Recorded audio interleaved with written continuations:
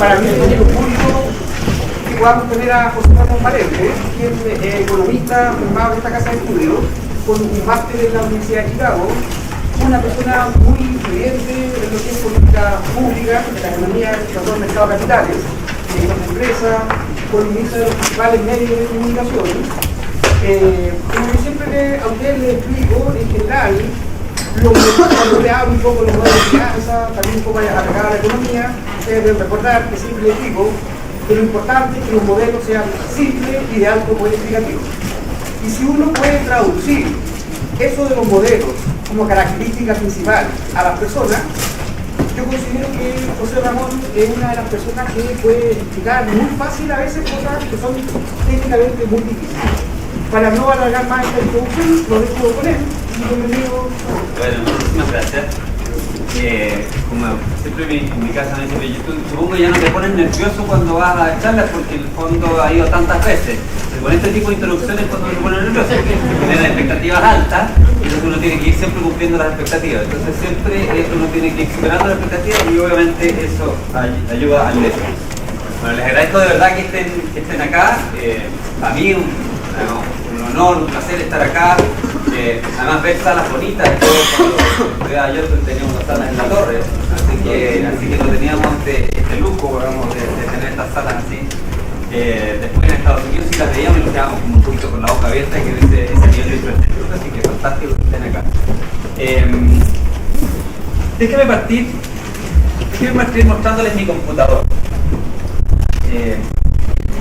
Porque ahora yo les voy a explicar por qué.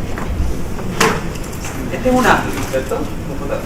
Entonces, ¿qué me dice qué le parece particular de este computador?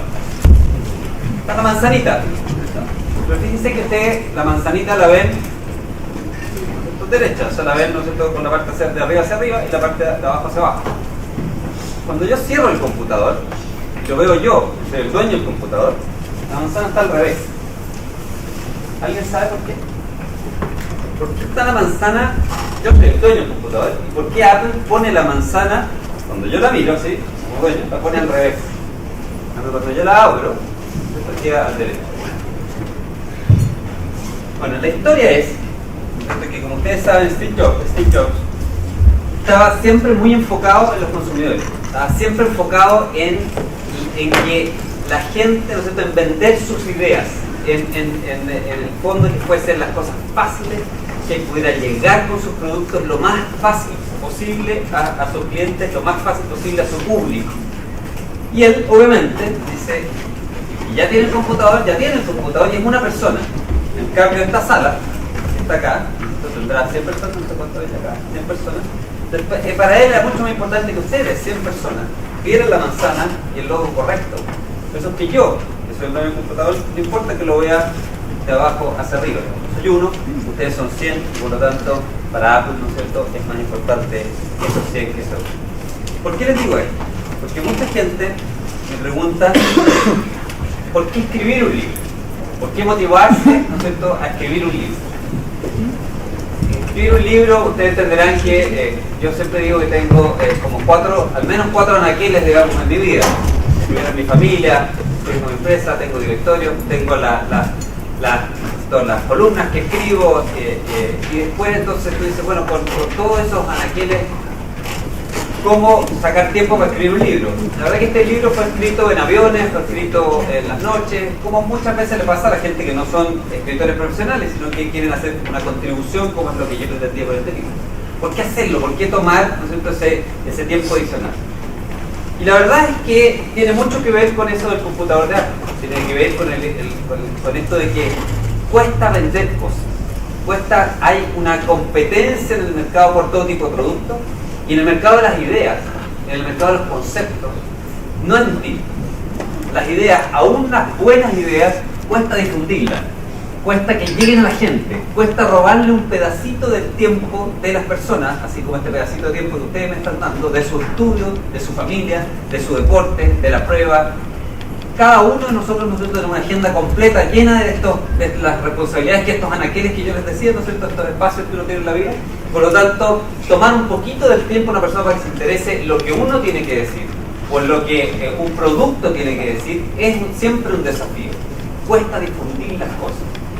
Y por lo tanto, cuando uno está convencido de una idea, de que una idea es buena, de que un concepto es bueno, de que es algo útil y importante para la sociedad donde uno vive, y a uno le importa esa sociedad, la verdad es que uno tiene que hacer el esfuerzo extra de tratar de difundir esas ideas. Yo quiero de verdad que las ideas de una sociedad libre, las ideas de la democracia, del libre mercado, de la libertad individual, son ideas súper potentes. Son ideas, ¿no es cierto?, que son buenas ideas y que sin embargo están insertas en el mercado de las ideas, donde hay tremenda competencia. Y hay gente, ¿no es cierto?, que las está promoviendo y otra gente que está yendo en contra. Y esta es una pequeña contribución, ¿cierto?, a esa idea, a esas ideas de una sociedad libre, a esas ideas ¿no es cierto?, en las cuales yo creo, y por eso me tomé el tiempo de escribir. Déjenme contarles que esto es un cliché un poco, pero este libro nació en realidad hace casi 25 años, al menos desde el punto de vista de la anécdota y del concepto. La introducción, saben que yo efectivamente estudié acá, yo egresé en el 85, no sé si se puede hacer, pero yo hice la carrera en 4 años y medio, adelantando los cursos de estadística, que en ese tiempo se podía hacer, adelantar los cursos de estadística, hacía la carrera en 4 años y medio, entonces yo entré el segundo semestre del 81, porque en el colegio me dediqué mucho a jugar fútbol, tenis y otras cosas y no mucho a estudiar, pero después aquí sí me dediqué a estudiar. Entonces entré en segundo semestre con un puntaje, con notas no muy buenas, digamos, pero muy entusiasmado una vez que entré, de que efectivamente esto era lo mío, que me gustaba. No sabía mucho, digamos, de qué se trataba cuando entré. Esto todo lo digo como ánimo para los que piensan, ¿no es cierto?, que está todo escrito cuando uno da la PSU, está todo escrito cuando uno saca una buena o una mala nota. La verdad que la historia de personal se van escribiendo con el tiempo. Y después tuve la oportunidad de irme a estudiar a Estados Unidos, a la Universidad de Chicago. Decidí hacer un MBA y no seguir por el área de economía, a pesar de que aquí había estudiado economía, porque me pareció que ese híbrido entre economía y finanzas, en este tiempo que era mi área de expertise, digamos, que yo me interesaba desarrollar, me parecía que era escaso en Chile, y ustedes saben que la escasez tiene valor, digamos, entre las cosas que tienen que saber, ¿no es cierto? Y por lo tanto yo dije, bueno, si es escaso, probablemente me va a ir bien combinando eso. Había pocos economistas que supieran de finanzas en ese tiempo en Chile. De hecho, el curso de finanzas 1 y 2, ambos, digamos, eran electivos para la malla de economía, y no se veía, digamos, pero en ese tiempo no se estudiaban ni inversiones ni estructuras de capital en la área de economía. Los economistas tomábamos como electivo en administración el curso. Entonces, efectivamente, los economistas eran los economistas, y la gente de las áreas de administración en general no les gustaban mucho las finanzas tampoco, porque era más fácil, obviamente, las partes de recursos humanos, las partes entonces yo creo que eso sigue siendo lo mismo, así que había como un nicho ahí. Eso es lo que me animó entonces a hacer esta mezcla. Pero estando en Chicago, el año, y ya cerca de salir, se me acercó un profesor, Robert Oliver. Yo había tomado un par de cursos con él, y me dijo, me gustaría que te quedes al doctorado. Tenemos un doctorado en finanzas, lo partimos hace poco tiempo, me gustaría que te quedes al doctorado. Ya estaba en el MBA. Y yo le dije, no puedo, tengo una beca, tengo que pagar, tengo que volver a hacer clases en la Universidad de Chile, en Chile, así que no puedo. Y me dijo, no te preocupes, en los doctorados, y nosotros te pagamos la beca, hablamos con la universidad para que te dé un waiver respecto de que tú tengas que volver allá, y además te vamos a pagar un sueldo, y digamos que eres ayudante, y nosotros te financiamos para que sea. Y tuve que tomar la decisión de si volver a Chile o quedarme allá, sabiendo que la decisión de quedarse allá en el doctorado era una decisión la cual obviamente implicaba probablemente muchos años allá, y implicaba una carrera académica en Estados Unidos, y eventualmente una vuelta a Chile. Finalmente tomé la decisión de volver, y cuando analicé esa decisión de quedarme o volver, el punto más relevante probablemente en mi decisión fue darme cuenta que había una cantidad enorme de conocimiento ya adquirido, digamos, ¿no es cierto?, la frontera del conocimiento, esta curva de transformación que llamábamos antes. Pero esa frontera del conocimiento estaba bastante expandida, y nosotros en Chile, en Latinoamérica, pero particularmente en Chile en esa época, estábamos en un punto muy interior de la frontera respecto, ¿no es cierto?, del conocimiento adquirido. La gente obviamente tenía el concepto, pero la verdad a nivel de periodistas, a nivel de líderes, a nivel de parlamento, que no lo había en ese tiempo, pero a nivel de juntas, si ustedes quieren, había, ¿no es cierto?, poco conocimiento de los temas de economía, a pesar de que Chile llevaba ya un tiempo largo, no tan largo, con un tiempo en el tema de economía de mercado. Entonces decidí volver básicamente porque dije, yo creo que dadas mis condiciones, mis habilidades, probablemente voy a hacer una contribución mucho más atractiva si es que comunico parte de estas buenas noticias, de este conocimiento ya adquirido que está en esa frontera, que si trato de correr esa frontera. Y si corro esa frontera va a ser probablemente para beneficio, ¿no es cierto?, de la academia en Estados Unidos. En cambio, si llego y trato de correr el punto, hago mi pequeña contribución de correr el punto interior de la frontera del conocimiento de nuestro país en temas de economía y finanzas, hacia la frontera, la verdad que hay un mundo que avanza. Esa fue la decisión en el año 88, y obviamente el producto ha sido que me he dedicado, desde que volví en los últimos 25 años, a estar en radio, a estar en diarios, a escribir columnas. He dedicado parte de mi tiempo a eso porque me pareció relevante, y el libro, digamos, es parte de ese mismo esfuerzo. Yo los animo a que ustedes, cuando analicen su propia vida y vean estos, ¿no es cierto?, distintos estancos que uno tiene, ¿no?, el deporte, la familia, la polola, el estudio, le dediquen un pedacito, uno de esos estancos, también a difundir las cosas que han aprendido, porque la verdad es que, a pesar de que a nadie le gusta que le digan que uno está que no es parte de la élite, ustedes tienen que entender que sí son parte de una élite en Chile, en el mundo, que ha tenido la posibilidad, ¿no es cierto?, de una educación universitaria, que ha tenido la posibilidad de una educación en temas, ¿no es cierto?, profundos, científicos, digamos, como son las escuelas de ingeniería y ingeniería comercial en Chile. Buenas escuelas de ingeniería comercial, se aprende, ¿no es cierto?, materias importantes, y se aprende a un nivel que es bastante importante, y eso los transforma a ustedes en parte de salir, y les genera inmediatamente la responsabilidad de probablemente dedicar parte de ese tiempo a transmitir lo que ustedes han aprendido acá. Bueno, esa es la motivación para escribir este libro. Déjenme un poquito contarles ahora de qué se trata el libro, y para eso la forma en que lo vamos a hacer es que preparamos 3 videos cortitos. Entonces, después de cada uno de esos videos yo les voy a ir contando la primera parte del libro, la 2 y la 3, que están juntas en un solo video, y la parte 4. Entonces, vemos el primer video y ahí les cuento de qué se trata la primera parte de este libro.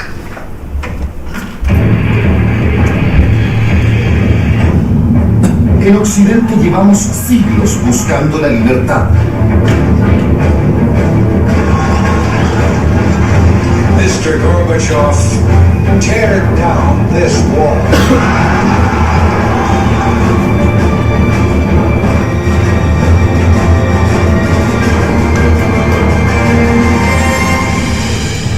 Para la crisis económica del 2008-2009 parece haber revivido la historia. Hemos decidido nacionalizar la transportadora de energía de electricidad, nacionalizar el servicio de energía, para que los argentinos sigan comiendo bien.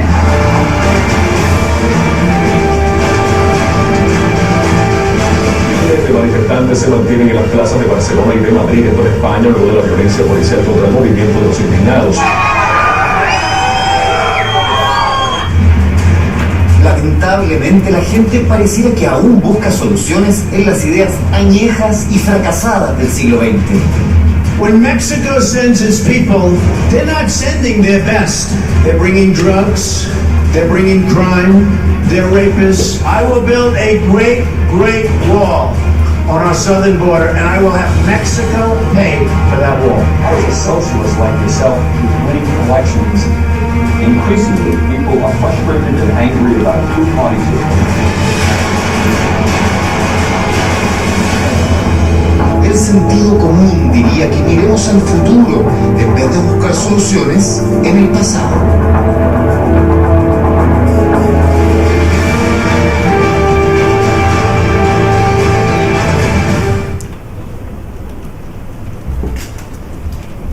Bueno, es un poco fuerte el concepto de este video, porque así hay muchas imágenes del siglo XX. Si ustedes se fijan, el siglo XX fue un siglo, o sea, ciclo bastante fuerte.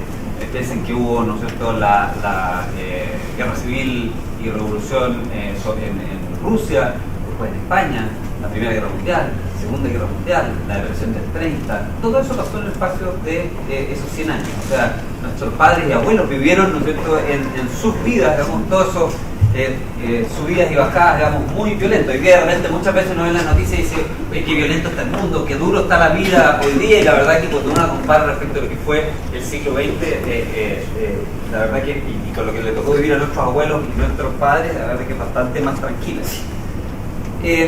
La motivación un poquito de la primera parte del libro es tener un poquito de contexto histórico para efectos de entender un poco lo que uno vive en el presente.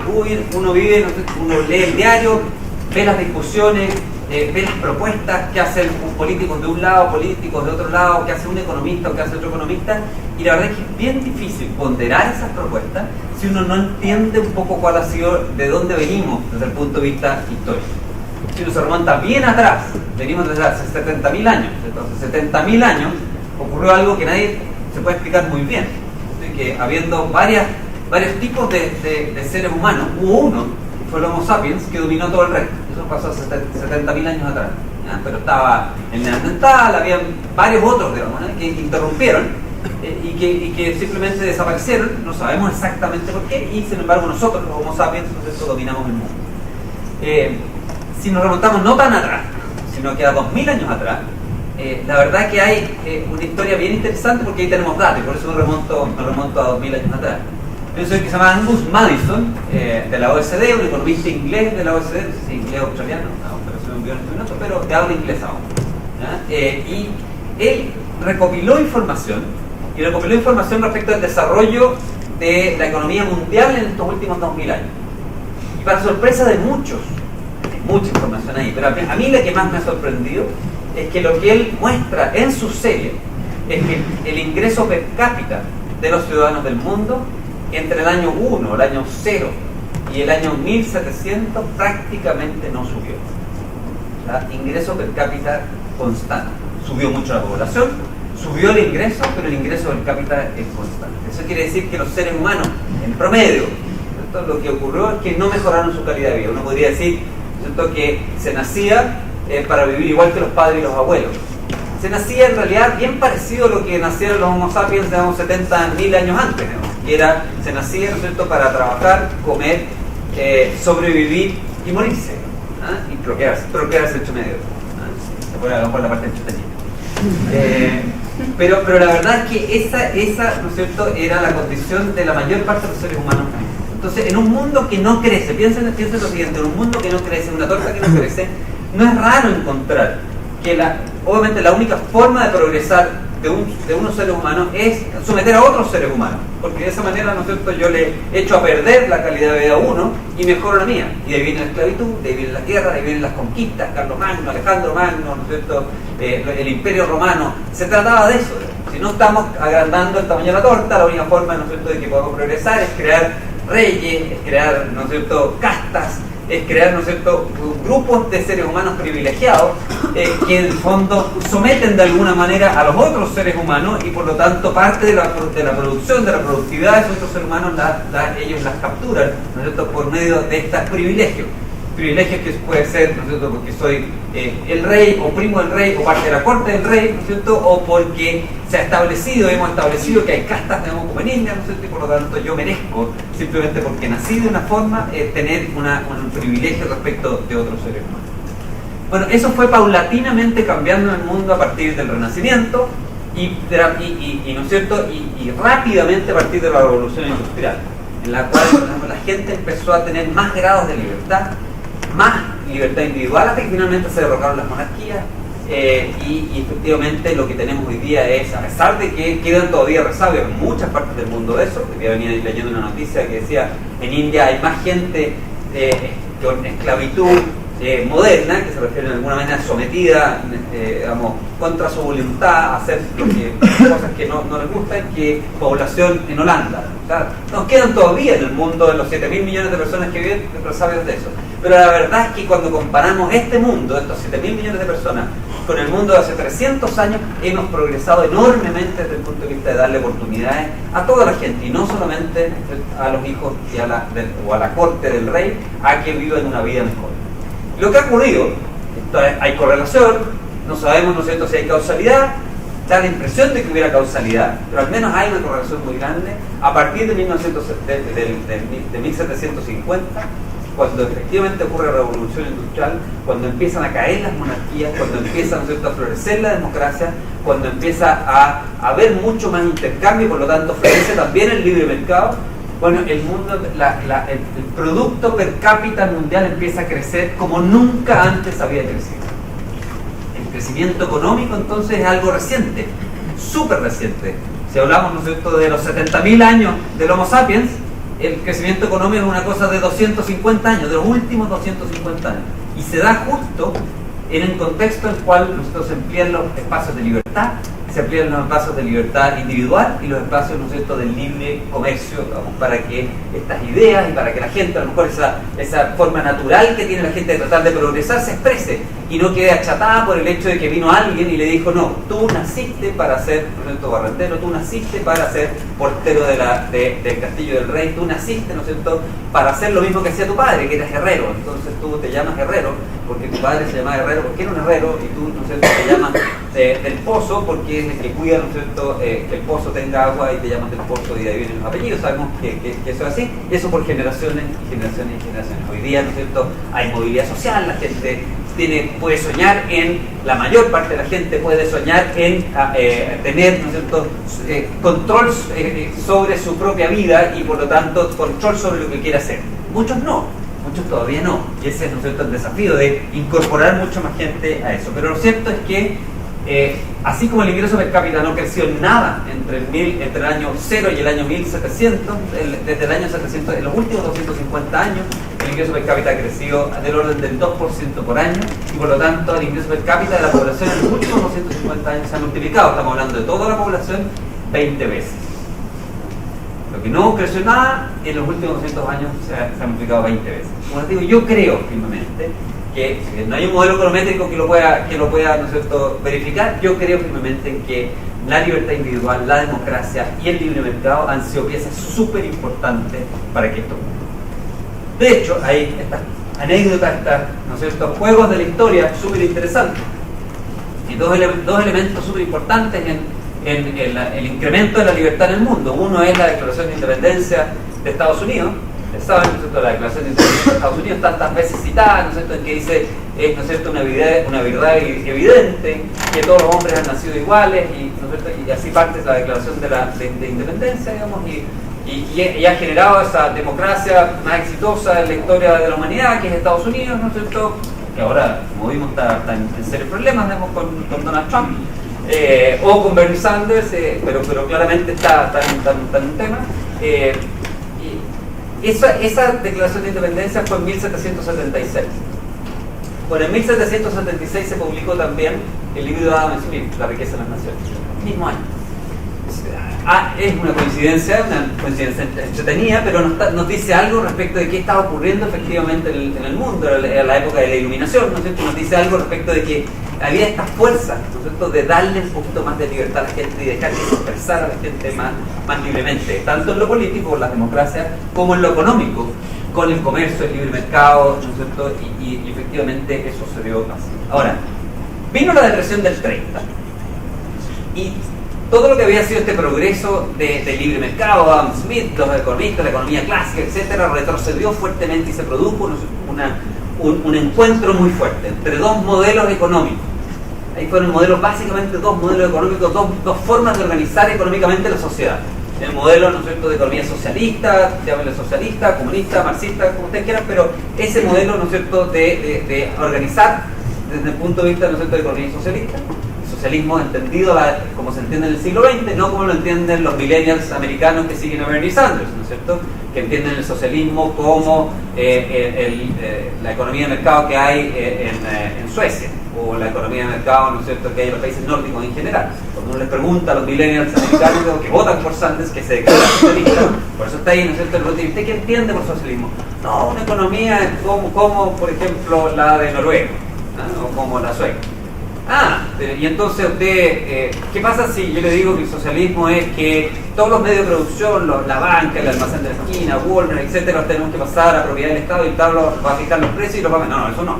Bueno, por eso es que tenemos que hablar del socialismo del siglo XX, ¿no es cierto? Y no lo que se entiende por la palabra socialismo hoy día, que también, ¿no es cierto?, en muchos países está totalmente cambiado. Pero hay una fuerte lucha ideológica y de modelos, y esa Francis Fukuyama, ¿no es cierto?, en el año 89, cuando cae el muro de Berlín, dice se acabó la historia, fin de la historia, escribió un libro y dice se acabó la historia. Y dice se acabó la historia por eso, que dijo aquí, habían dos modelos en competencia y uno solo de ellos mostró que es viable, ¿no es cierto?, a futuro. Y esa es la democracia capitalista.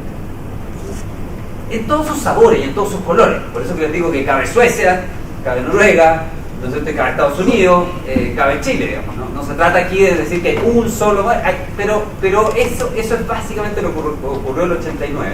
Y por lo tanto, el mundo, digamos, lo asumió de esa forma. Por lo tanto, cuando viene la crisis, me salté un poquito que les decía, vino la crisis del 30, ¿no es cierto? Cuando viene la crisis del 89, pasa algo parecido a lo que pasó en la crisis del 30. Hay una como revisión, un poco de, ¿será efectivamente ese modelo de capitalismo el que nos está, el que generó esta crisis del 89? Y surgen los indignados de la Plaza del Sol en España, surgen los indignados de Wall Street, surgen los movimientos estudiantiles en Chile. Hay, ¿no es cierto?, efectivamente efervescencia en que se hace legítimamente esta pregunta. Habiendo pasado ya 25 años de la caída del muro de Berlín, entonces se hace legítimamente la pregunta, ¿es este modelo el modelo que permitió, ¿no es cierto?, que quebrara la banca completamente, el modelo que permitió que subieran fuertemente las tasas de desempleo, el modelo que es ese el modelo efectivamente social que queremos? Tenemos que buscar algo nuevo, tenemos que buscar cambiar ese modelo, que es una pregunta muy parecida a la que se hizo el mundo en distintas partes en el año después de la crisis del 30. La crisis del 30 fue mucho más profunda que la crisis del 89. Por lo tanto, efectivamente se le hizo. Ahora, en la crisis del 30, algunos países resolvieron debatir esto, pelear esto, pero resolvieron pelearlo, cambiarlo y cambiar un poquito las estructuras de la sociedad y de la economía dentro del marco institucional. ¿Ya? O sea, Estados Unidos, por ejemplo, 25% de desempleo, pero decidió mantener su constitución, decidió, ¿no es cierto?, hacer cambios, hubo cambios sociales súper relevantes en el mundo después de la crisis del 30. Algunos productos de la guerra, pero otros muchos asociados a la crisis. Entonces se crearon, ¿no es cierto?, los programas de seguridad social, por ejemplo, se crearon los programas de seguro de desempleo, se crearon programas, ¿no es cierto?, para educación, para educar más masivamente a la gente. Todo eso parte desde la crisis del 30, para que haya una red de protección social que surja a partir de eso. Pero no se decidió cambiar, ¿no es cierto?, en el sentido de hacer un borrón y cuenta nueva, sino que una idea, ¿no es cierto?, de decir, no, sigamos un poco por el camino que yo, pero arreglemos lo que está mal, ¿no? Arreglemos un poquito la carga. Latinoamérica, en cambio, después de la crisis del 30, hizo un cambio completo. Se cerró al resto del mundo, generó economías autárquicas, probablemente ustedes lo han estudiado, ¿no es cierto?, de la mano de esta idea, ¿no es cierto?, de que había que hacer desarrollo desde adentro y no comerciando con el resto del mundo. Y la verdad que lo que significó para Latinoamérica fue un retroceso enorme desde el punto de vista económico. Eso, entre el año 40 y el año 80, Latinoamérica perdió posiciones relativas respecto al mundo de su mayor forma brutal, y generó, digamos, muy poco crecimiento, poco desarrollo, poco a poco, digamos, sacó a poca gente de la pobreza. O sea, la respuesta que uno da respecto al mismo evento es súper relevante. Y por eso que este primer video termina diciendo, busquemos respuestas, pero busquémoslas donde tenemos que buscarlas. Busquemos respuestas en el sentido de que está bien estar enojado. Está bien estar enojado si, ¿no es cierto?, uno ve desempleo, está bien estar enojado si uno ve desigualdad, está bien estar enojado si uno ve pobreza, está bien estar enojado si uno ve privilegios.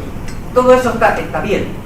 Pero el marco de referencia sobre el cual uno tiene que discutir y buscar las soluciones tiene que ser un marco que estudie bien, que entienda bien los fenómenos del pasado para no volver a caer, ¿no es cierto?, en recetas que efectivamente no funcionaron. Y el siglo XX está cerca, como para que podamos sacar de ahí cosas, ¿no es cierto?, y ver en ese laboratorio vivo qué cosas funcionaron y qué cosas no funcionaron. Yo tengo la sensación de que no debemos dar el paso de buscar recetas que no funcionaron. Y yo creo que el haberle quitado libertad a la gente y haberle traspasado enormes grados de libertad a una nueva forma de monarquía, que ahora es, ¿no es cierto?, estados muy poderosos. Cuando uno les transfiere libertad, los hace poderosos, y el Estado a cambio de eso transfiere beneficios. Ese es como el trade-off que hay, ¿no es cierto?, cuando se crean estos mega instituciones. Pero tienen mucho de monárquico, tienen mucho de esto mismo que en los últimos 200 años los seres humanos han estado tratando de sacudirse para que les permita efectivamente desarrollar su propio proyecto de vida. Y en ese sentido creo que probablemente las respuestas no están ahí. Probablemente las respuestas están, ¿no es cierto?, en hacer los mercados más competitivos para que no haya corrupción, en hacer los mercados más abiertos para que haya competencia de afuera, en hacer, ¿no es cierto?, en que haya más movilidad social, en darle más oportunidades de financiamiento a la gente que sea talentosa y que pueda hacerlo. O sea, las soluciones pueden ir perfectamente, ¿no es cierto?, son soluciones como dice un profesor de la Universidad de Chicago, ¿no es cierto?, Luigi Zingales, que la Francisca trajo hace poco, dice, se trata de promover el mercado, no de promover las empresas. El sistema, ¿no es cierto?, del libre mercado es un sistema pro mercado, no pro empresa. Y cuando se habla de pro mercado, se habla, ¿no es cierto?, de que efectivamente competencia, que sea duro, que tengamos vivo a Schumpeter, que probablemente también lo han estudiado ustedes, ¿no es cierto?, que dijo, digamos, aquí el mercado inherente al mercado es la creación destructiva, la destrucción creativa. Porque tienen que salir las empresas malas y los malos empresarios y los malos proyectos para dejar espacio para que esos productos y esos recursos se ocupen en los buenos proyectos. Y está bien entonces que Amazon saque a Sears del mercado. Ustedes ven la cotización de Amazon en el mercado ha subido, ¿no es cierto?, a las nubes. La cotización de Sears probablemente está yendo hacia abajo. Está bien que eventualmente Nokia tenga que desaparecer para que pueda aparecer Apple. Eso es parte y es inherente, es duro, es difícil, tiene que absorberse, pero es parte de lo que tiene que ocurrir. Y por lo tanto, buscar las soluciones por ahí, versus retrotraerse, ¿no es cierto?, a las cosas fracasadas del siglo XX, creo que es, digamos, una mejor forma de conversar de cómo mejorar el mundo en que nos ha tocado vivir, y esta nueva introspección que estamos haciendo post crisis del tren. Vamos a ir al segundo video.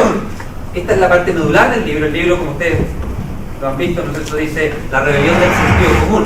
Y yo quiero explicar aquí un poquito, en esta segunda parte, por qué es de sentido común, por qué la gente con su sentido común puede llegar a saber más que nosotros los economistas o nosotros los periodistas. ¿Por qué ocurre eso?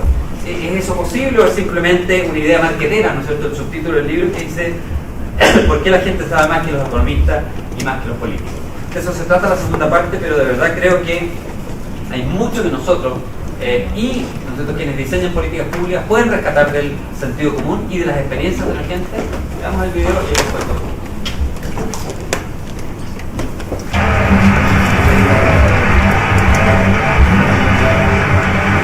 El peor error que pueden cometer las autoridades e intelectuales es creer que son poseedores de la verdad y que saben mejor que nadie qué es lo que nos conviene.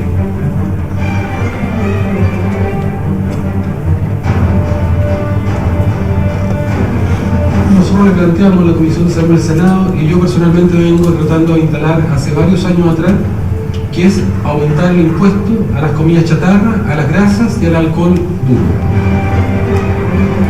Pienso que el tema más importante que los aleros en las mesas para que los parlamentarios sigamos se encarguen de cosas importantes o relevantes para el país. La protesta de los taxistas franceses con Uberbox llega a las manos. Desde hace meses se quejan de esta aplicación para celulares que contacta pasajeros con conductores no profesionales para realizar trayectos a un precio más bajo que el de los taxis. Luego de 35 años de prohibición, el gobierno comunista chino anuncia que permitirá que las parejas puedan tener un segundo hijo. Ya no queda nada para el fin de semana largo. Hacer el llamado para que, como corresponde a feriado irrenunciable, se respete. Por tanto, tampoco puede cambiarla por dinero o por otro tipo de descanso. Por eso, una ley con buenas intenciones no basta.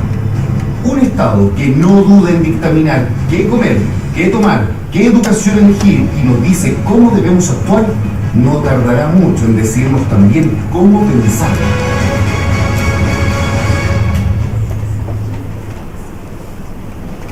Se me olvidó decirles en el bloque anterior que las mujeres pueden votar en Chile a partir del año 45. O sea, así de mucho nos está progresando nuestra sociedad. El año 45 está ahí nomás. Yo nací en el 62, que puede parecerle muy atrás, digamos, pero de verdad en este plazo, ¿no es cierto?, de la historia, el año 45 está ahí nomás. No cumplió ni 100 años desde el voto femenino.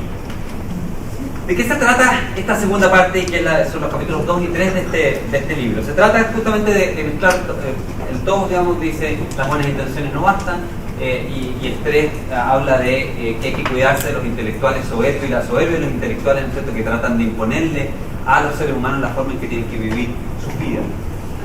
Es un llamado, obviamente, cuando dice las buenas intenciones no bastan, es un llamado a las buenas políticas públicas. El segundo es un llamado a cuidar la libertad y a no cederla a cambio, ¿no es cierto?, de lo que puede ser un beneficio económico realmente de corto plazo, pero que en el fondo, en el largo plazo, estamos cediendo probablemente lo más preciado, que es nuestra capacidad, ¿no es cierto?, para decidir por nosotros mismos respecto a nuestro futuro. Déjenme darle algunos ejemplos para que entiendan a qué me refiero. Cuando digo las buenas intenciones no bastan, digo, por ejemplo, en el caso de China, ustedes saben que Mao puso esta ley de un solo hijo. Estaba creciendo muy fuertemente la población en China, había un progreso económico bastante malo, estancado, y por lo tanto había hambruna, la gente no tenía que comer, y Mao decía, bueno, la forma en que podemos parar esto es que vamos a prohibir que las familias tengan más de uno. Entonces, hay una intención, ustedes pueden decir, buena, en el sentido de decir, se nos está muriendo la gente de hambre, ¿cómo lo solucionamos? Eso es probablemente lo que está detrás, pero la solución a la que se llega es una mala solución, que es prohibir, es quitar efectivamente la libertad súper íntima de los seres humanos de efectivamente tener familia. Y deciden, ¿no es cierto?, instaurar esta ley de un solo hijo. Al cabo de medio siglo, esto generó una debacle en China desde el punto de vista demográfico. Ahí la gente, ¿no es cierto?, en el interior mata a las hijas mujeres que nacen para que venga un hijo hombre. Lo cierto es que hoy día hay 30 millones más de hombres que de mujeres en China, y además la población está envejeciendo muy rápidamente. Entonces se decide hace muy poco, el Partido Comunista Chino decide cambiar esta política que a todas luces no ha funcionado, y dice, vamos a cambiar esta política, no ha funcionado por todas estas razones, es mala, así que uno habría pensado que lo que sigue de ahí, entonces la vamos a eliminar. Pero en vez de eliminarla, dicen, vamos a subir de 1 a 2. ¿Y por qué creen ustedes que se subió de 1 a 2? En vez de eliminarla, si era mala. ¿Alguien se recuerda? Bueno, es mucho más pedestre lo que se le puede ocurrir a usted. No es producto de nuevo de un análisis econométrico, no es producto de un análisis de cifras, no es producto de un análisis bien pensado hacia adelante, es de una cosa mucho más pedestre que eso. Y es que hay 1 millón de funcionarios públicos chinos dedicados a supervisar que los 1.300 millones de chinos no tengan más de un hijo. Y por lo tanto, eliminar la política de un solo hijo en vez de subirla de 1 a 2 significa despedir 1 millón de funcionarios públicos.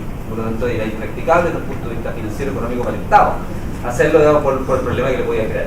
Entonces, uno con buenas intenciones y malas políticas crea monstruos, y por lo tanto tiene que tratar de que esas buenas intenciones sean bien canalizadas con buenas políticas públicas. Déjenme darle un ejemplo local, chileno. Ahí salió Uber en el video. Salió Uber, pero con acento español, ¿no es cierto? Una relatora española. ¿Por qué era en España? Porque cuando hicimos este video no había quedado, ¿no es cierto?, todavía el desparramo aquí con Uber. ¿De dónde viene el problema de Uber que estamos viendo hoy? El problema de Uber que estamos viendo hoy viene de una mala política pública de hace 15 años, en la cual se dice, hay demasiados taxis en Santiago, hay problemas de congestión en Santiago, no se han construido las carreteras urbanas todavía, ¿cierto? Y por lo tanto, a unos parlamentarios se les ocurre, ¿sabe qué? Demos una solución a esto. Solución, fijemos el parque taxi. Sí, fijaron, perfecto. Obviamente que los taxistas estaban felices que les fijaran el parque taxi. ¿Quién no va a estar feliz que les fijen, ¿no es cierto?, en la cantidad máxima producida? Eso es, ¿no es cierto?, la panacea de un monopolio. Dice, mira, la cantidad máxima producida y yo soy el creador, o sea, yo soy ya taxi, y por lo tanto nadie más puede entrar. Nosotros se acaba la entrada, barrer la entrada, fantástico, entonces yo capturo la red. Fíjense que vamos a los cursos básicos de microeconomía, digamos.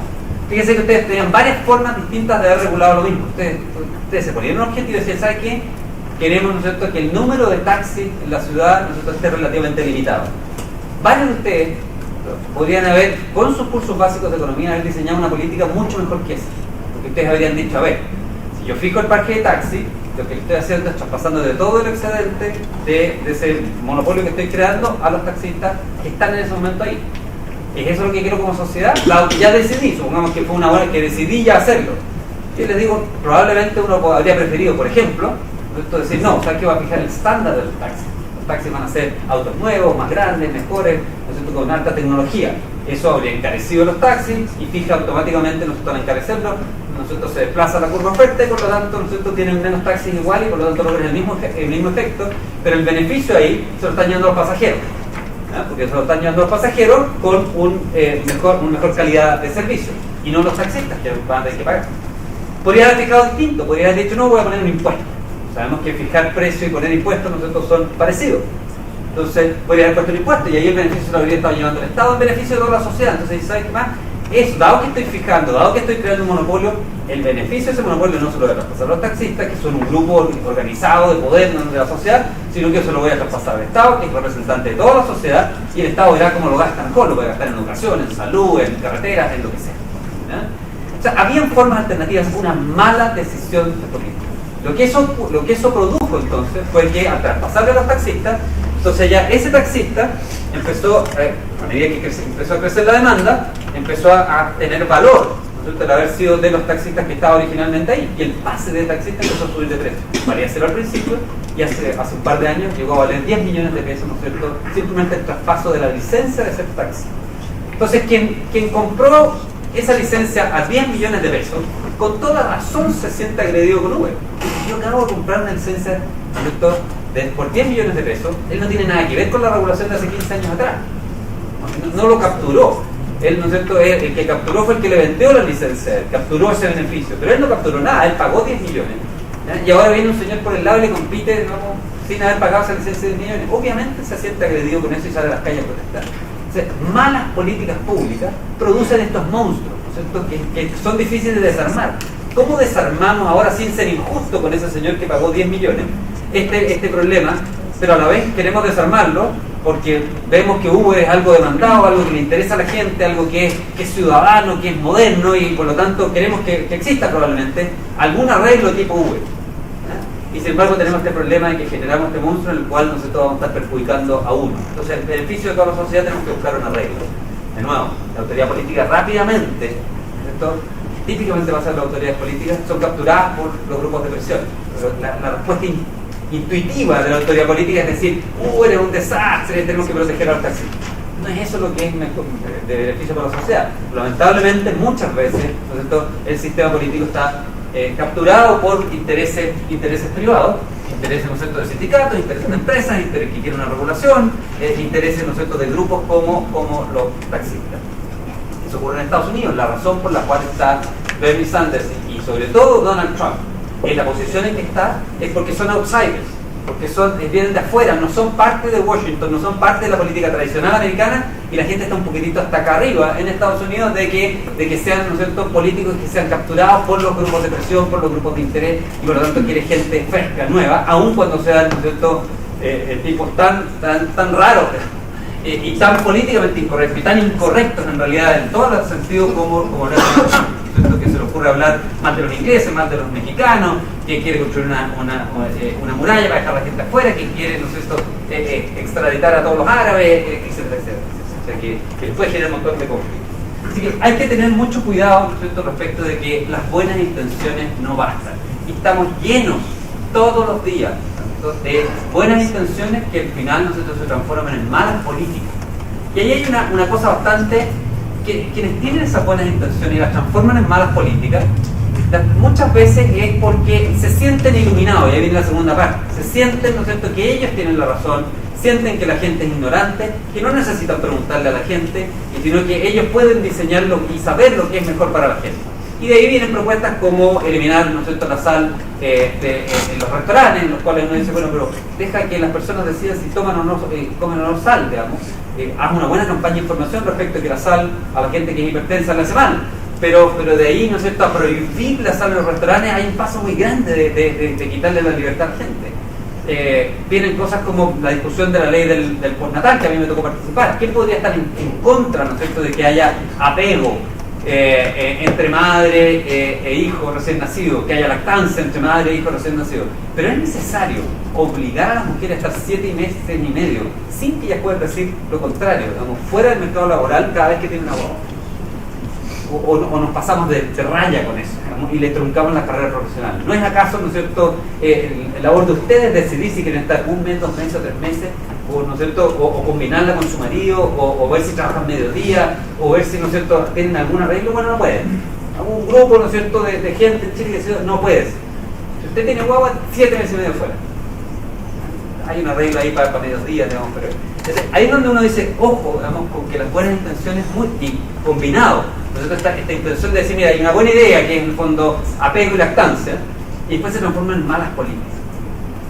Me acuerdo una vez, me llama con bastante desesperación el gerente general de Falabella y me dice, oye, se está discutiendo una ley para esto, el gobierno del Lago, ¿no?, para hacer obligatorio el cierre en feriados de los malls.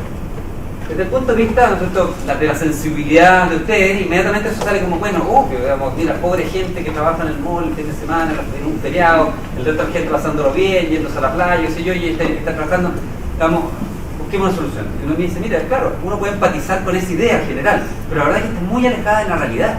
La realidad es que el 60% de la gente que trabaja el fin de semana, entiendes, Falabella, es gente de provincia que trabaja el fin de semana para pagarse su estudio.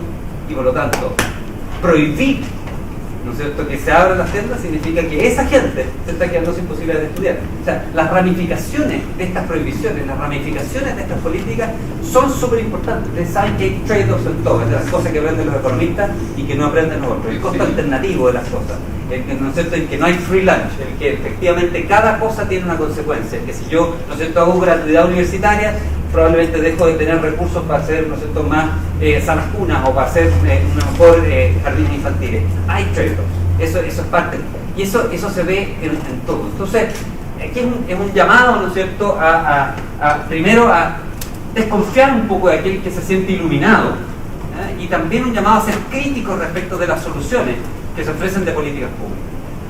Como ustedes verán, esto no es... esta posición que estoy diciendo yo, digamos, claro, podría ser vista como ideológica, pero la verdad es que yo creo que probablemente tiene un amplio espectro de acuerdo. ¿Quién podría estar en desacuerdo en decir, mira, pongámonos de acuerdo en el titular, ¿qué queremos hacer? ¿Bajar la pobreza en Chile? ¿Estamos todos de acuerdo con eso? Bueno, ahora veamos bien cuál es la mejor forma de hacerlo. Y ojalá que esa forma de hacerla respete lo más posible los ámbitos de libertad de la gente, mantenga las posibilidades de movilidad social, dé las posibilidades a todos de progreso, elimine privilegios. O sea, hay ciertos checklists que uno debiera hacer de las políticas públicas, ¿no es cierto?, y que lamentablemente el proceso político no lo permite. Entonces, no se divide en realidad el mundo tanto entre políticos de izquierda como políticos de derecha, como sí se divide, ¿no es cierto?, entre buenas y malas políticas. Una vez Friedman lo dijo respecto a los economistas, preguntaron, ¿no es cierto?, Friedman dijo, mira, el mundo no es que haya, ¿no es cierto?, economistas de derecha o economistas de izquierda, dijo, hay buenos y malos economistas. El tema de las políticas públicas hay mucho de eso. Buen diseño de políticas públicas, caben gente, ¿no es cierto?, de un espectro político bastante amplio, un abanico muy amplio, ¿no es cierto?, de izquierdas a derechas, caben en el buen diseño de políticas públicas, pero hay que tener estas cosas en cuenta, ¿verdad? Buenas intenciones no bastan y los iluminados, ¿no es cierto?, son peligrosos.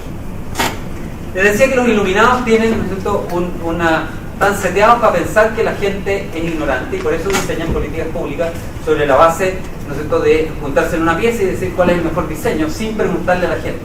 Y así es como lo hacen, por ejemplo, malas políticas como el Transantiago, donde si se hubiese preguntado mejor la gente, se habría entendido que la gente prefería no hacer transbordos de buses, prefería, ¿no es cierto?, recorridos más largos.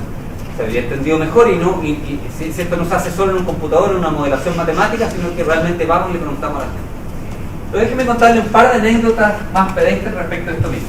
Cuando yo estaba en esta escuela, en un curso que no sé si existe todavía, era de macroeconomía aplicada, entonces el profesor dice, bueno, existe el ejemplo, ¿no es cierto?, del jugador de billar. Si alguno de ustedes ha escuchado el ejemplo del jugador de billar. No, debieran escuchar. Y Y el ejemplo del jugador de billar era para expresar, ¿no es cierto?, expectativas racionales. Ese era que en ese tiempo eran una novedad, hoy día son, ¿no es cierto?, parte de los estudios vintage que deben hacer ustedes. Pero en ese tiempo era todavía una relativa novedad. Y dice, mire, el jugador de billar experto es alguien que se pone en esta mesa cuadrada, ¿no es cierto? Tiene el billar son con una pelota blanca y dos manos, hay que meterla, no es público, billar. Y tiene que calcular la fuerza, la velocidad, el roce, el ángulo. O sea, tienes un cálculo que si tú quisieras hacer matemáticamente es súper complejo para pegarle a la bola y que entre, ¿no es cierto?, en la esquina. El cálculo de todas las variables físicas que él tiene que calcular, ¿no es cierto?, sería complejo, el roce, etc. Y sin embargo, él sin saber nada de eso, toma, ¿no es cierto?, ¿cómo se llama? Taco. Le pega y normalmente el jugador experto la mete al fondo. Entonces, eso era para explicar el conocimiento de la gente que, sin tener conocimientos formales, simplemente es gente que hace lo suyo, que está en lo suyo, que está en sus cosas, logra adquirir simplemente por su experiencia y por su sentido común. La gente sabe mucho cuando efectivamente esa gente, ¿no es cierto?, está repetidamente haciendo algo, porque le toca vivirlo, le toca hacerlo, está ahí, ¿no es cierto?, y lo capta. La gente no tiene que haber pasado por esta escuela, ¿no es cierto?, para saber conceptos de economía súper importantes. Vayan a la Vega y se van a dar cuenta. A ver si ustedes le pueden enseñar algo, ¿no es cierto?, de política de precios de los tomates, digamos, al que vende tomates en la Vega. Aunque hayan hecho varios cursos de marketing, microeconomía y todas las cosas fancy, ¿no es cierto?, que nosotros estudiamos acá. Probablemente no van a poder enseñarles. Pero ese señor, que sabe, ¿no es cierto?, de la política de precios de los tomates, no sabe de política internacional, no sabe, ¿no es cierto?, de inflación, no sabe de la política monetaria, no sabe, ¿no es cierto?, de la política fiscal, ni el tipo de cambio, ni nada, y por lo tanto le cuesta mucho su experiencia traducirla en políticas públicas, le cuesta mucho traducirla, y ahí está la interfaz donde sí nosotros somos valiosos nosotros, donde tomando esa experiencia de ellos, nosotros podemos traducir esto en buenas políticas públicas. Pero hacer caso omiso de esa experiencia es, la verdad, súper lamentable. Estamos perdiendo una oportunidad enorme de preguntarle a gente que tiene un conocimiento mundano acumulado muy grande. Déjenme contarle dos experiencias personales al respecto. Una, la cual una vez estaba, ¿no es cierto?, con un ministro, hace no mucho tiempo atrás, digamos, con un ministro de Obras Públicas, y me dice, me pasó una anécdota, la siguiente, estaba en el sur y, ¿no es cierto?, y estábamos inaugurando un camino de asfalto nuevo y tenía un señor ahí que me tiraba la chaqueta, que quería hablar conmigo y quería hablar, que finalmente me dio vuelta y le dije, cuénteme, ¿cuál es? No, es que yo quería agradecerle por el camino porque usted no sabe cómo esto me cambia la vida. Ya, está bien, es un camino, le digo, pero ¿por qué? ¿Por qué? No lo entiendo, no, es que yo soy productor de frambuesas. Ya, no, es que cuando el camino era de tierra, entonces yo producía frambuesas, las frambuesas se molían en el camino y yo las vendía como pulpa de frambuesa. Por el camino asfaltado yo puedo vender mis frambuesas como frambuesas. Entonces el precio es 10 a 1. Esto me ha cambiado la vida con este camino y se lo agradezco mucho. Bueno, probablemente el ministro de Obras Públicas dijo, bueno, estaba dentro del programa de Obras Públicas que iba a inventar ese camino, no tenía idea, digamos, del impacto que eso puede tener, digamos, y por lo tanto, ¿no es cierto?, ese productor de frambuesa, para él era obvio, pero probablemente los ministros de Obras Públicas no lo hacen. Anécdota propia, ahora personal, está en el libro, anécdota de una compra de frutillas. Yo tengo una casa en Santo Domingo, cerca de Santo Domingo, y voy por el camino por la Ruta del Sol, me desvío en Leida, y cuando uno se desvía por Leida hacia Santo Domingo, hay, ¿no es cierto?, varios carteles que dicen frutillas. Leida y San Pedro, que son las zonas, se han convertido en un verdadero hub así de productores de frutillas. Se me paro siempre en un local que dice las mejores frutillas de la zona. La verdad que no sé si son las mejores, nadie sabe, pero si lo dice, uno se para, pues, de eso se trata la propaganda, de eso se trata el marketing. Entonces, las mejores frutillas de la zona estaba comprando, como siempre. Ustedes han visto que las frutillas ahora las venden en unas cajitas de plástico, son cajitas de plástico como altas así, son 2 kilos de frutillas. Y estaba comprando y pagando mis frutillas en esa cajita de plástico, y veo que detrás del mesón había estas cajas de madera típicas, que son más bajitas de madera, también con frutillas, y le pregunto a la niña que me estaba atendiendo, le dice, oye, ¿cuánto vale esa cajita de madera, de frutillas? No, esa es de 5 kilos. De lo que usted se está llevando son de 2 kilos, la que usted está llevando vale 5.000 pesos y esa de 5 kilos también vale 5.000 pesos. Le digo, no, pero sí, Sí, estamos hablando de lo mismo, sí, pero ¿cómo va a valer lo mismo? Sí, vale lo mismo, pero ¿por qué? Entonces le dije, sé que dame esa llanto. ¿Son iguales? Sí, son las mismas frutillas, son iguales. Entonces estaba llevando mis frutillas, yo con una sonrisa, ¿no es cierto?, arriba, dije, yo como economista acabo de encontrar, ¿no es cierto?, una tremenda posibilidad de arbitraje en la política de precios de las mejores frutillas de la zona, así me llevo la caja de 5, y me iba yendo y no me pude resistir, yo ya estaba escribiendo el libro y me volví y hablé con ella y le dije, ¿tú me puedes llamar a tu mamá? Me dijo, no, mi tía, ¿no es cierto?, la tía Cristina, que es la dueña de este güey, se la llamó y le pregunté a ella, y oye, acabo de comprar esta frutilla en el mismo caso y valen lo mismo, algo tiene que estar mal. Y me dice, no hay nada mal, me dice, lo que pasa es que las frutillas del cajón, que son iguales a las que tú te estás llevando, pero tienen una diferencia. Esas las saqué hace una semana y estas están sacadas de ayer. O sea, esas frutillas de allá que tú te estás llevando están buenas para comérselas hoy día y mañana. Pero pasado mañana ya van a estar pasadas. En cambio, estas frutillas me quedan un tiempo todavía. Por lo tanto, efectivamente tengo que liquidarlas las de allá porque me queda muy poquito tiempo para hacer. Entonces, fíjense lo que ocurrió ahí. Yo con mi soberbia de economista, ¿no es cierto?, pensé que había encontrado una posibilidad de arbitraje. Y ella sabía, obviamente, mucho más que yo de su negocio, que era lo obvio, era lo natural. Ella sabía mucho más de su negocio. Sabía el valor del tiempo, cosa que estudiamos nosotros aquí, ¿no es cierto? Tasas de descuento, en la tasa intertemporal, ¿no es cierto?, las preferencias intertemporales, todo eso lo estudiamos, ¿no es cierto?, con un RO, que es una letra griega, o sea, hacemos modelos difíciles, pero bueno, ella no conoce nada de eso, pero sabe cuál es el valor del tiempo, ¿no es cierto?, en su producto, ¿sabe? Y por lo tanto, yo dije, bueno, este es un ejemplo perfecto de cómo uno no puede perder de vista que hay un conocimiento enorme en la gente y que en el diseño de políticas públicas, en el diseño, ¿no es cierto?, de lo que uno tiene que considerarlo porque así salen las cosas bien diseñadas. Bueno, tengo más ejemplos, ninguno tan entretenido como ese, así que vamos a ir a la tercera parte y ahí terminamos y si tenemos algún tiempo hacemos preguntas.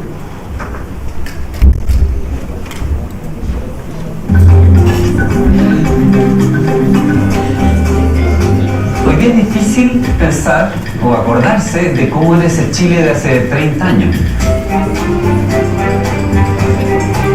Yo recuerdo cuando era joven y estaba en la universidad, había como esta idea general de que Chile estaba como condenado a ser más pobre que otros países del mundo.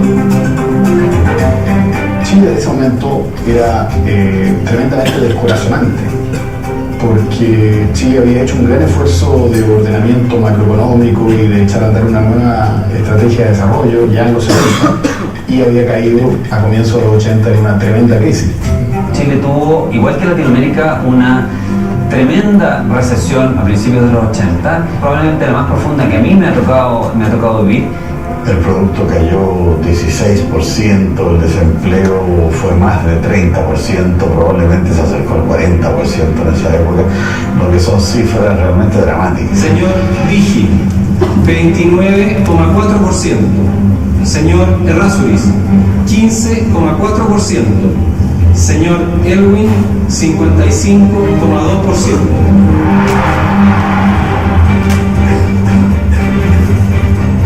Una decisión que a mí me parece crucial, adoptada en el gobierno de Elwin, que fue la rebaja de aranceles aduaneros desde el 15% al 11%. Y fue un periodo de alto crecimiento, un periodo en el cual las tasas de crecimiento en Chile fueron superiores al 7%. Entonces un país en el que había mucho por hacer, que volvía, ¿no es cierto?, a integrarse al mundo, tanto políticamente como económicamente, y que esa integración significó, digamos, un boom económico muy importante. Los años 90, yo diría que entre el 90 y el 97 fueron años de un boom económico espectacular, con tasas de crecimiento altas. Y ahora darle un segundo reimpulso al país en el frente económico, de infraestructura y social. Y dejamos listas las bases para el famoso NAFTA con Estados Unidos. A partir de octubre de 1997 y con el desplome de la bolsa, las preocupaciones vuelven a la situación económica. La crisis asiática nos acecha. Chile fue golpeado nuevamente por una crisis que se llamó la crisis asiática. El precio del cobre en la época no superaba los 56 centavos la libra de cobre.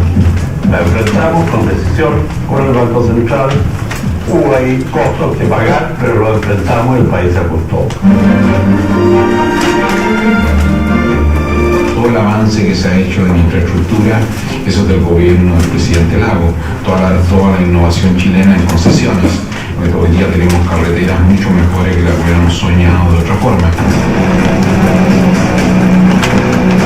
Bueno, a mí me tocó como gran desafío la crisis del 2008-2009 y creo que el logro del país, no solamente de un ministro de un gobierno, fue salir bien librado de esa crisis con una contexto que fue muy breve en contraste con otros países como España, en que la crisis duró años.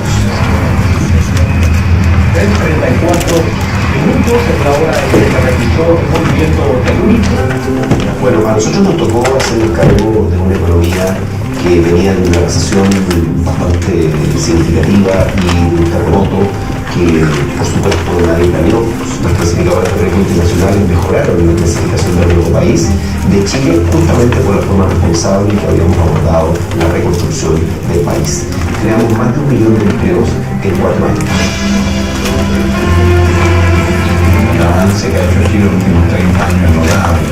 O sea, nadie hubiera pensado que Chile hoy día tiene los menores indicadores de pobreza de toda América Latina, lo cual no fue el caso en los tiempos de la independencia hasta hace 15 años atrás.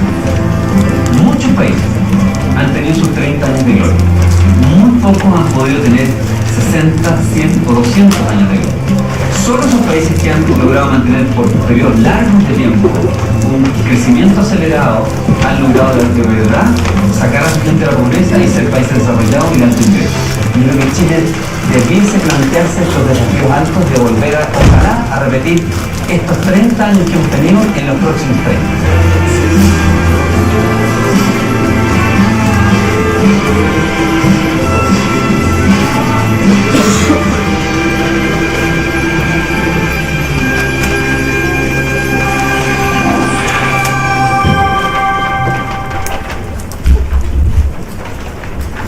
Bueno, la última parte del libro efectivamente habla de crecimiento económico, habla de desarrollo y habla de la experiencia de Chile, sin duda, que es una de las experiencias de desarrollo económico más exitosas de los últimos 30 años.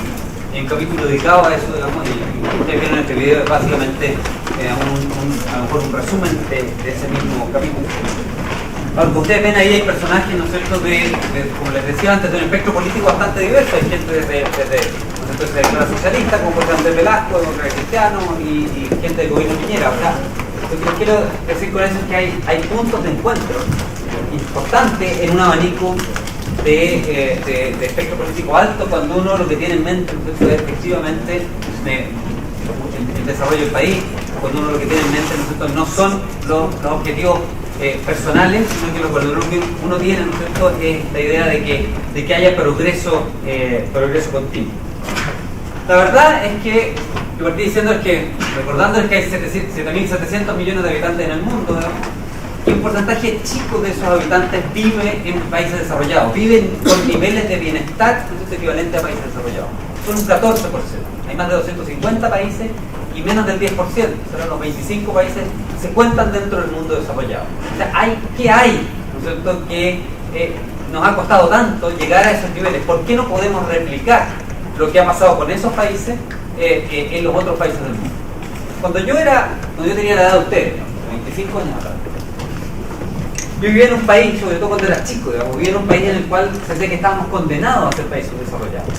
Hay muchas teorías económicas que hablaban del norte y el sur, es decir, los países del norte son desarrollados, el hemisferio sur son subdesarrollados. Y Chile estaba condenado a ser subdesarrollado porque nos habían, ¿no es cierto?, conquistado los españoles, cosa que a mí me generaba un poquitito de ansiedad, porque mi papá es español, entonces decía, disculpa, mi papá es un subdesarrollado. O porque éramos católicos y se supone que entonces no, los luteranos tienen una visión del trabajo mucho más fuerte, digamos, o porque simplemente nosotros vivíamos muy lejos de los centros de consumo. Bueno, en los últimos 25 años todas esas teorías se cayeron, porque países que no se esperaba que nosotros tuviesen crecimiento acelerado, como el propio Chile, lo tuvo. Latinoamérica no está condenado a ser un país subdesarrollado, porque países como Chile han buscado que se puede crecer rápido. El sudeste asiático no está condenado, ¿cierto?, a ser un continente de población subdesarrollada. Singapur, Corea han mostrado que no tiene que ser así, aparte de Australia y Nueva Zelanda, que están más al sur, digamos, pero como se habla inglés ahí, uno puede decir, bueno, hablar en inglés porque están desarrollados. Pero la verdad es que nos ha mostrado que no. Japón, ¿no es cierto?, el país desarrollado. O sea, se ha mostrado, tampoco son que poblaciones grandes o chicas. Nueva Zelanda tiene 4 millones de habitantes, tiene un ingreso per cápita de $25.000. Luxemburgo tiene 70.000 habitantes, bueno, tiene un ingreso per cápita más grande del mundo con $100.000 per cápita. Pero tampoco depende de las cantidades. ¿De qué depende entonces? Y ahí es cuando uno encuentra, hace poco, digamos, estas teorías de instituciones. Países que tienen instituciones sólidas, países que tienen instituciones que permiten, que son lo que se llama, lo que hace Moulo y Robinson en su libro, ¿no es cierto?, por qué fracasan las naciones, llamaron instituciones inclusivas, son los países que logran progresar. ¿De qué se trata esto de las instituciones inclusivas? Se trata básicamente de instituciones que no están capturadas por grupos de poder, no están capturadas por los privilegios, no están capturadas por el Estado, no están capturadas por lo mismo que comenzábamos al principio, pequeños grupos de personas, ¿no es cierto?, que quieren privilegios para, en el fondo, mejorar su estándar de vida, no innovando, no creciendo, no produciendo cosas nuevas, no trabajando fuerte, no nosotros transpirando, nosotros poniendo ese 20% de inspiración, sino que nosotros sometiendo a otros, quitando un poquitito de lo que es de otro. Los países que tienen estas instituciones inclusivas tienden a ser estos países, ¿no es cierto?, que también logran desarrollo en el tiempo y constante. Yo decía ahí que hay muchos países que han tenido 30 años de gloria, claro. Brasil, que es un país de instituciones poco inclusivas, un país cerrado a la competencia internacional, un país, ¿no es cierto?, en el cual es difícil hacer negocio como extranjero, o sea, lo tienen como reservado, digamos, para las grandes empresas allá, un país difícil y en ese sentido tiene estas inclusiones. La política también está, ¿no es cierto?, bastante digamos, reservada para los partidos que están. Es difícil Brasil, y sin embargo tuvo 10 años, digamos, espectaculares, donde todo el mundo pensó que Brasil pasaba a ser la quinta potencia del mundo. Pero ¿por qué está cayendo? Bueno, porque efectivamente al final, para tener desarrollo bien de largo plazo, se necesita que haya la potencia que le va agregando a las nuevas generaciones las ideas, la gente que uno nunca pensó que iba, ¿no es cierto?, inventar algo y que lo inventó. ¿Quién iba a pensar que Chile, ¿no es cierto?, iba a ser capaz de exportar lagunas de agua salada, semisalada, ¿no es cierto?, a más de 25 países del mundo, y que eso iba a ser una gran innovación? Nadie, ningún intelectual podría haber diseñado eso, ¿cierto? Se le ocurrió a un señor, que es un químico, y dijo, tengo un método, ¿no es cierto?, fácil, barato para desalar el agua y dejarla cristalina, y la verdad que puedo hacer, ¿no es cierto?, que el frío mar chileno y los desiertos de Dubái se transforman, ¿no es cierto?, en grandes playas artificiales, ¿no es cierto?, con agua cristalina abajo. Que se llama Crystal Lagoon, es una innovación chilena, ¿no es cierto?, pero de la cual probablemente, si nosotros mantenemos protegidas a las compañías que pueden operar en cada nicho, si mantenemos protegidos a los sindicatos que pueden, ¿no es cierto?, entrar y trabajar en ciertas industrias, en ciertas empresas, si mantenemos, ¿no es cierto?, poca dinámica competitiva desde afuera, es muy difícil que surjan esas ideas, que surjan esas empresas, que surjan esos nuevos aspectos. Y en este mundo en el cual el capital es supermóvil y el talento también es supermóvil, la verdad es que los países que no permiten estas instituciones inclusivas pierden el capital y el talento y fracasan en seguir creciendo. Nada peor, ¿no es cierto?, que un país que perder su capital y su talento. Tengo un amigo uruguayo, Aldo Lehmann, economista, probablemente lo habrán escuchado, entonces que siempre me rebate cuando vemos las estadísticas y dice, oye, Aldo, digamos, Uruguay es uno de los países más igualitarios de Latinoamérica, ¿cómo lo han hecho? Y me dice, no te equivoques, hay 3 millones de uruguayos viviendo en Uruguay, 600 millones de uruguayos que son mucho más ricos que todos los 3 millones que viven en Uruguay viviendo fuera. Si tú metes a los 600.000 que están fuera, es súper desigual igual. Pero es desigual. La verdad que es un país que ha impulsado a su talento, y por eso, claro, es igualitario, pero es igualitario, y tú vas a Montevideo y te parece ir de vuelta a una película de los años 40 o 50, efectivamente, entonces se quedó como congelado ese país. Es un poquito lo que ocurre con los países que no le ofrecen alternativas a la gente, pierden su talento, pierden su capital. Me contaba Mario Weissbrot, de Educación 2020, que definitivamente tiene preferencias políticas distintas a las mías. Me contaba la anécdota de su hija. Me decía, mira, mi hija es ingeniero civil de la Chile, decidió especializarse en temas de programación, tenía un pololo súper inteligente que sacaba puros 7, qué sé yo, ella era más de mitad de tabla, pero en esto ella era seca. La verdad es que para programación nadie puede decir nada. Y de repente quiso hacer una práctica, fue a Microsoft en Chile, le dijeron que estaban cerradas las prácticas, pero que mandara su currículum igual, porque iban a mandar, ¿no es cierto?, a Seattle, a Microsoft en Estados Unidos. Y le llegó una carta de Microsoft diciendo que le invitaban con pasaje, ¿no es cierto?, a Argentina, porque iban a hacer ahí una selección a prácticas en otras partes.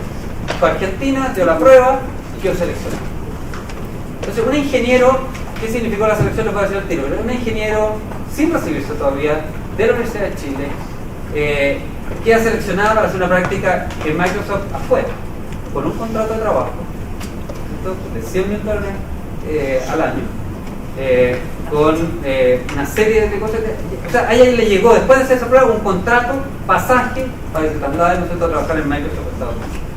Es una grúa de talento, ¿cierto?, enorme. Si no, ¿cómo somos capaces de retener a gente como ella? A lo mejor ella jamás la habíamos retenido, digamos, por esa oferta. Pero tenemos que ser capaces de retener nuestro talento, tenemos que ser capaces de retener el capital también se va, digamos, de una parte a otra. Entonces, solo los países que son capaces de retener su talento, su capital, tienen, digamos, posibilidades de progreso a futuro. Ahora, ¿tenemos chance de hacer eso? Obviamente que tenemos chance de hacer eso. Yo creo que de verdad tenemos una chance enorme. Pero de verdad creo que esto no pasa por, ¿no es cierto?, cerrar los libros de historia, quemarlos y botarlos a la basura y empezar a inventar de nuevo. Todo lo que nos han enseñado y todo el camino recorrido por las generaciones y generaciones y generaciones de seres humanos que vivieron antes de nosotros, de estos 70.000 años, en que el Homo sapiens empezó a dominar la Tierra, son súper relevantes. El camino recorrido por nuestros padres, abuelos, y tatarabuelos es relevante para encontrar la respuesta que nosotros tenemos que encontrar ahora, y por lo tanto hacer caso omiso, hacer borrón, ¿no es cierto?, y tabla rasa y partir de cero. La verdad que las sociedades que han hecho eso se quedan estancadas. Y China probablemente es el mejor ejemplo. La revolución cultural de Mao, ¿no es cierto?, que quemó todos los libros, que se llama la revolución cultural, para partir de cero. Y no fue la primera, varias otras dinastías habían hecho lo mismo. Y hizo que China llegara a tener un ingreso per cápita de $100 por habitante. Porque ya tiene 10.000, se va a tener. Por eso, ¿no es cierto?, que trabajar como chino y comer moscas y baratas no era un decir, era de verdad hacer vida, ¿no? Eso tiene que ver mucho con hacer borrón y cuenta nueva. Hay mucho que aprender, el conocimiento es piramidal, las experiencias son piramidales, y por lo tanto tenemos que tomar en cuenta. Solo para terminar y dejar un espacio para preguntas, dos cosas. Cuando yo digo ahí, Chile puede plantearse el objetivo de repetir en los próximos 30 años lo que hizo en los 30 años anteriores, lo digo creyendo que se puede hacer. Y lo digo, déjenme darles el ejemplo más claro de lo que les quiero decir. No es mío, no sé. ¿Lo pago? Debe ser el pasado. Sergio Ursúa, que es profesor de la Universidad de Maryland, del Instituto Nacional y ingeniero comercial de la Universidad Católica, y trabaja también en CLAPES, hizo un cálculo sobre la base de la Chile. ¿Es de la Chile? Sí. Ah, sí, perdón. Amigo mío, una generación más abajo. Buenísimo. Mejor aún. Me confundí con CLAPES, porque como mi amigo Felipe Larraín me confundí. Pero es del Instituto Nacional en esa tabla. Bueno, Sergio Ursúa es un académico que yo admiro mucho, digamos, por la calidad de los estudios académicos que realiza. Está trabajando efectivamente en Estados Unidos, pero se da el tiempo para hacer research en Chile también, ¿no es cierto?, y para venir y estar acá y opinar ¿no es cierto?, y ponernos siempre una vara alta respecto al diseño de políticas públicas. Hizo unos cálculos respecto a con la encuesta que hacen, con los datos de la encuesta que hacen del año 2011, y el cálculo que hizo él fue el siguiente. Dijo, al año 2011, el 80% de los chilenos tenía el estándar de vida, medio como ingreso, ¿no es cierto?, ingreso familiar, que tenía el 10% más rico en 1990. Lo repito, al año 2011 habíamos logrado, en el 90 y en 2011, que el 80% de los chilenos llegara a tener el estándar de vida del 10% más rico. Yo se lo planteo hacia adelante, digo, ¿qué pasa si yo les planteo esa misma meta hacia adelante? Digo, el 80% de los chilenos tengan en 20 años más o 25 años más el nivel de vida del 10% más rico hoy. La discusión sobre pobreza, desigualdad, oportunidades pierde un poquito de sentido. ¿No? Porque estamos dándole al 80% de la población la posibilidad de tener el estándar de vida del 10% más rico. Entonces, hoy día nos genera envidia ese 10% más rico y buscamos soluciones. Entonces, Chile lo hizo una vez, lo hizo en los últimos 25 años, se puede hacer de nuevo, se puede repetir. Pensando, digamos, con mirada a largo plazo, pensando en que la libertad es importante, la democracia es importante, el libre mercado son elementos importantes para, ¿no es cierto?, lograr esas metas grandes y gigantes, la verdad que se puede hacer. El segundo punto es que, como les dije antes, la difusión de las ideas es importante y por lo tanto esa bolsita que ustedes tienen es como para que le hagan propaganda al libro, para que se sientan emocionalmente cercanos al libro, digamos, y efectivamente, como dicen los marqueteros, digamos, no hay nada más importante que el word of mouth, como dicen ellos, y la transmisión oral es lo más relevante, ¿no es cierto?, para que las cosas efectivamente lleguen a tener impacto. Así que muchas gracias por venir y no sé, ¿quieren hacer alguna pregunta?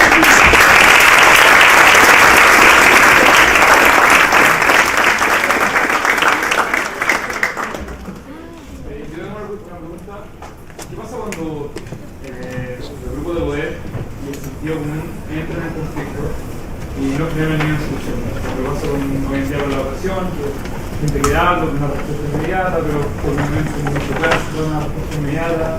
¿De dónde se puede sacar una solución para seguir creciendo en ese sentido, dado que se dijo borrón y cuenta nueva no es una buena solución que se ocurre? Mira, no hay una receta. Esa es lamentablemente no es muy esperanzadora mi respuesta, pero no hay una receta, ¿no? Muchas, porque si lo hubiese, no serían 14% de los ciudadanos que vivirían, ¿no es cierto?, en términos de países desarrollados, sería casi todo. Entonces no hay una sola receta.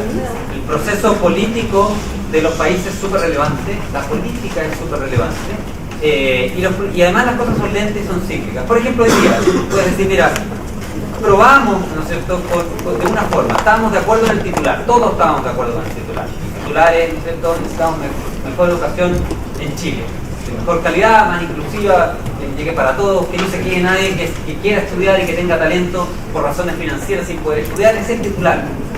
En la bajada de ese titular, estamos de acuerdo que ha sido bastante desastrosa, un acuerdo bastante amplio que ha sido bastante desastrosa, de hecho es criticada del lado derecho y del lado izquierdo, ¿no es cierto?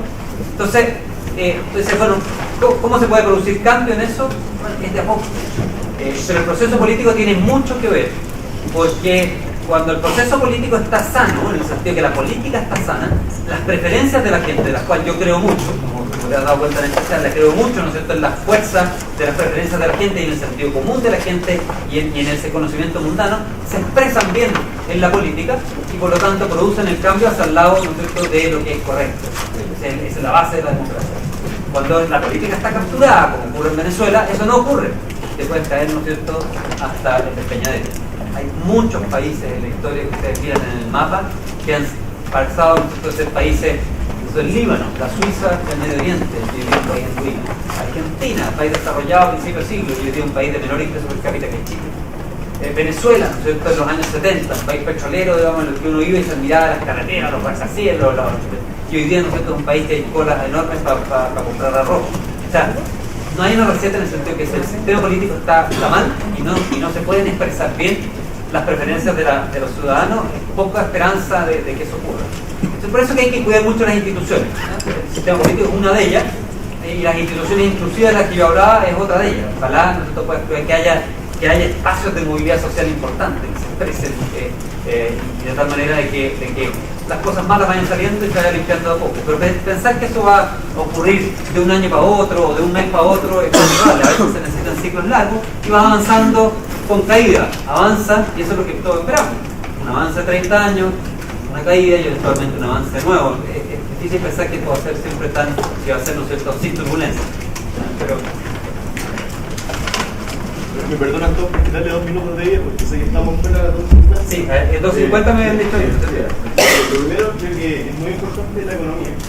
Replantearse, por ejemplo, cuando hablamos de desarrollo, cuando hablamos de progreso, cuando hablamos de libertad.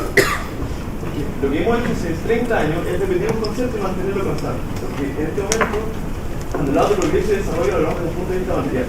Para mí la libertad es un rico jugo, néctar que por fuera muestra una naranja, ¿cierto? Pero por dentro tiene 6% de azúcar y un 5% de fruta de fruta.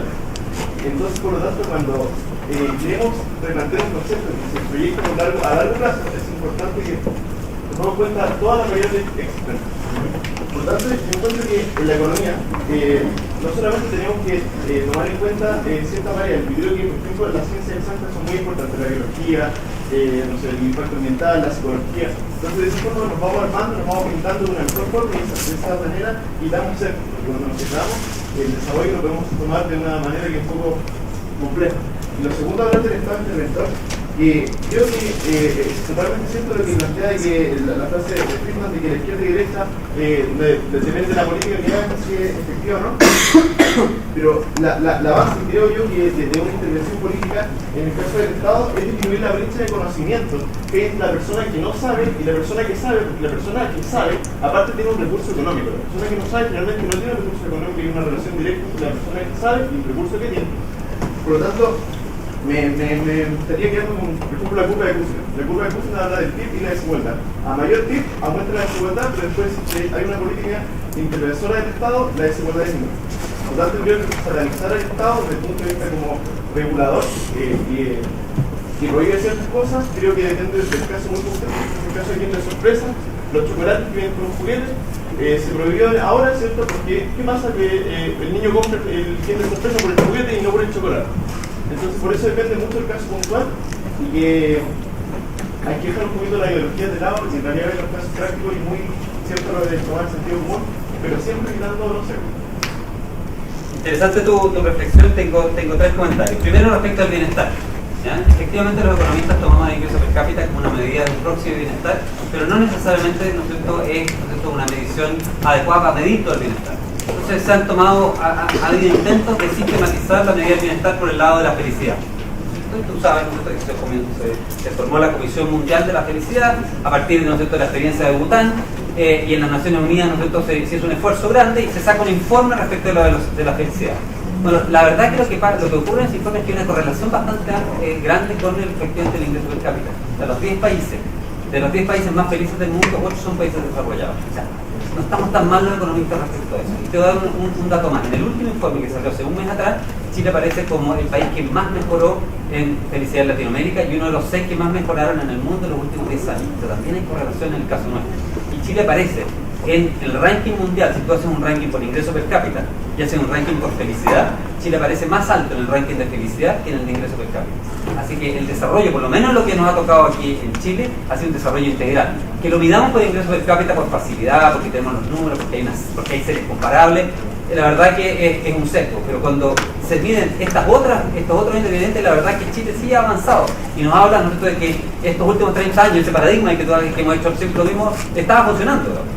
No solamente el informe de la felicidad, cuando hablas del PNUD, no digamos que el PNUD tiene un sesgo hacia la derecha, más bien tiene un sesgo hacia la izquierda. El PNUD hace un ranking, ¿no es cierto?, de calidad de vida, se llama, ¿no es cierto?, de desarrollo humano, o sea, súper amplio desde el punto de vista de medida. Bueno, Chile es hoy, no lo era antes, uno de los países de alto desarrollo humano en el informe del PNUD. De nuevo, Chile aparece rankeado, ¿no es cierto?, más alto en el índice de desarrollo humano que en los índices de ingreso per cápita. O sea, la verdad es que el progreso, al menos en Chile, ¿no es cierto?, ha sido integral. Y nos queda mucho por avanzar. Si somos un país todavía chico, pobre, mucho por avanzar. Pero hemos hecho en los últimos 30 años algo que no habíamos logrado hacer en los últimos 200 años de vida republicana. Y ahí es donde uno dice, bueno, mejoremos lo que está mal, ¿no es cierto?, y mantengamos lo que está bien. Y por lo tanto, no hagamos, ¿no es cierto?, este tema, digamos, de retroexcavar, ¿no es cierto?, nuestro pasado. Ese respecto de eso. Respecto del Estado, claramente las sociedades necesitan un Estado. Yo no estoy diciendo que el Estado no debe existir. Simplemente estoy diciendo que hay que tener cuidado y hay que ver cuál es el rol y dónde el Estado puede jugar un buen rol y dónde el Estado puede jugar un mal rol. El Estado es mucho mejor regulando las actividades que realizando las actividades, por ejemplo. El Estado es mucho mejor teniendo objetivos, ¿no es cierto?, y después dejando que esos objetivos se hagan de la mejor forma posible. Y ahí hay, ¿no es cierto?, ahí sí hay un tema ideológico, claro. Yo probablemente creo que el Estado es mejor, ¿no es cierto?, recolectando impuestos y decidiendo, mira, esta parte del presupuesto va a ir a salud, pero voy a contratar a una empresa especialista que me construya un hospital, y voy a contratar a un consultor que lo construya, no voy a encargar al Ministerio de Salud, está lleno de médicos, no tiene idea de fierros y de construcción ni de sismología para que construyan los hospitales, porque es lo que ha ocurrido con eso, es que Curicó no tiene hospital, ¿no? Entonces, por ahí va el. Y tercer punto, mencionaste cero, anoté una cosa. No, quería decir nomás que es relacionado a lo anterior, digamos, simplemente para darles la experiencia personal. Yo nací en Chile que era súper, no, las medidas, yo sé que el Gini no dice esto, pero yo nací en un Chile que era mucho más desigual que vivimos y mucho más pobre que vivimos. Chile tenía 45% de pobreza y la gente que ustedes llaman cuicos, ¿no es cierto?, eran gente que no se mezclaba con el resto de los chilenos. Era gente que hablaba de los rotos, de los patipelados, de los muertos de hambre. Y no pueden hablar ni de rotos, ni de patipelados, ni muertos de hambre, porque no hay ni muertos de hambre, ni patipelados, ni rotos. Cuando yo tenía la edad de ustedes y fue las inundaciones de los años 80, nosotros recolectábamos viales y ropa. Hoy día fíjense los desastres naturales, ¿cuál es el llamado cuando es el incendio del paraíso? No traigan ropa, por favor, que no la queremos, no la necesitamos. O sea, muchas cosas, medicamentos. Chile ha cambiado enormemente, ¿no es cierto?, desde que yo era niño en los años fines de los 70, desde el joven en los principios de los 80 hasta ahora. Y eso es una realidad innegable y es importante que ustedes la conozcan. Ustedes no tienen la perspectiva de haber vivido ese tiempo, yo la tengo, ustedes la pueden leer.